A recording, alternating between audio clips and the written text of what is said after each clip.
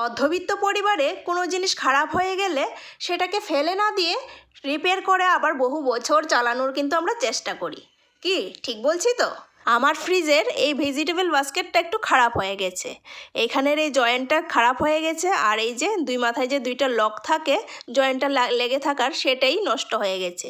তার জন্য এই জয়েন্টটা লাগানোর পরও কিন্তু সেটা লক হয়ে থাকে না, বারবার খুলে চলে আসে। এই যে এই দুই জায়গার লকটাই খারাপ হয়ে গেছে, তার জন্য এটা বারবার খুলে যায়।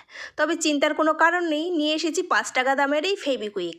তো ফেবিকুইক দিয়েই আমি আজকে এই জয়েন্টটা লাগিয়ে নেব। বাস্কেটের এই লকের জায়গা সহ পুরো জয়েন্টের মধ্যেই ফেবিকুইক লাগিয়ে 15 মিনিটের মতন অপেক্ষা করেছি যাতে ভালো করে শুকিয়ে এটা চিপকে যায়। 15 মিনিট পর দেখলাম বাস্কেটটা একদম সুন্দরভাবে চিপকে গেছে, আবার আগের মতন কিন্তু বাস্কেটটা একদম রেডি হয়ে গেছে সবজি রাখার জন্য। তো চলো আজকের মিনি ব্লগটা এই পর্যন্তই। আর হ্যাঁ, তোমরা যাওয়ার আগে কিন্তু অবশ্যই আমার চ্যানেলটাকে সাবস্ক্রাইব করে যেও।